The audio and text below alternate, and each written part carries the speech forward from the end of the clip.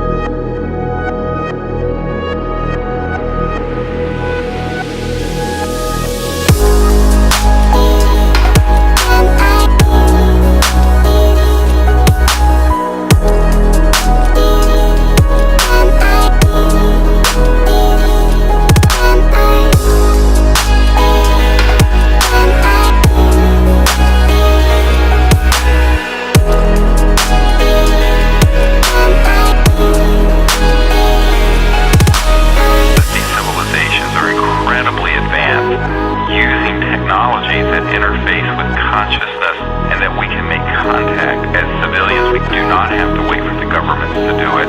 The universe is really folded